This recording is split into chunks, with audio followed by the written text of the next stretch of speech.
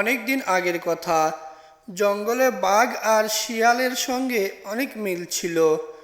বাঘ অনেক দিন ধরে কিছু খেতে না পেরে শিয়ালকে বলল, ভাগ্নে, আজকে আমি তোমাকে খাবো, তুমি কিছু মনে করো না।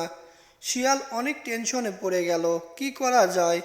শিয়াল বাঘ মামাকে বলল, মামা, আজকে খেও না, কালকে আমাকে খেও। আজকের দিনটা আমাকে সময় দাও, তুমি আমার বাসায় গিয়ে কালকে আমাকে খেও। এদিকে শিয়াল বাঘ মামাকে দাওয়াত দিয়ে কুয়ার উপর একটি মাদুর পেতে রেখেছিল।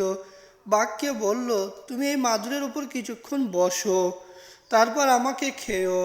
বোকা বাঘ শিয়ালের ফন্দি বুঝতে না পেরে লাফিয়ে মাদুরের ওপর উঠতেই কুয়োতে পড়ে যায়। কিন্তু ভাগ্য ভালো ছিল বাঘ মামার, কুয়োতে কোনো পানি ছিল না।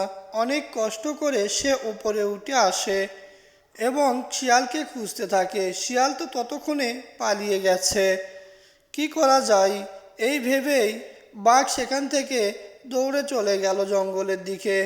তারপরে থেকেই খুঁজতে থাকে শিয়ালকে, কিন্তু কোথাও খুঁজে পায় না। এভাবেই চলতে থাকে কিছুদিন। কিছুদিন পর শিয়ালের সঙ্গে বাঘের আবার দেখা হয়ে যায়। তখন বাঘ তাকে দৌড়ানি দেয়। এই দৌড়ানি খেয়ে শিয়াল পালিয়ে যায়।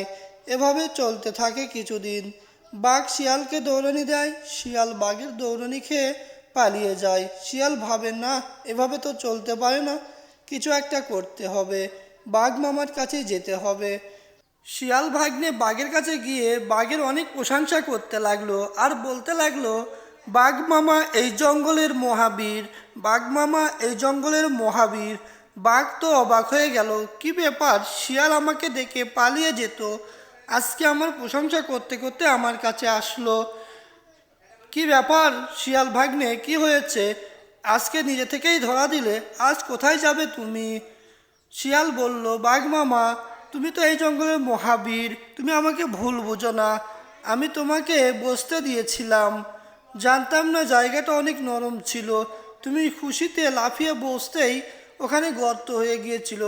আমি তোমার কোনো ক্ষতি করতে চাইনি। তোমার মতো বীর কি এই জঙ্গলে আর আছে?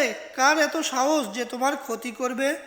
শিয়ালের এই কথা শুনে বাঘ মামা অনেক খুশি হয়ে গেল এবং শিয়ালকে ক্ষমা করে দিল। বলল, যা, তোকে ক্ষমা করে দিলাম, কিন্তু এরকম দুষ্টামি আর করবি না। আমার খাবারের ব্যবস্থা কর, না হলে তোকে কিন্তু খেয়ে ফেলবো। তারপর শিয়াল চলে গেল বাঘের জন্য খাবারের ব্যবস্থা করতে। নদীর পাড়ে সে একটি কুমির দেখতে পেল। তারপর বাঘকে বলল, আসুন, আমি একটা নৌকো কিনেছি, নৌকোতে চড়ে আমরা খেতে যাব। বাঘ দৌড়ে এসে নৌকার উপর বসলো, কিন্তু সেটা নৌকো ছিল না, সেটা ছিল একটা কুমির। কুমির বাঘকে কামড় দিয়ে নদীর ভিতরে নিয়ে চলে গেল। শিয়াল পালিয়ে গেল।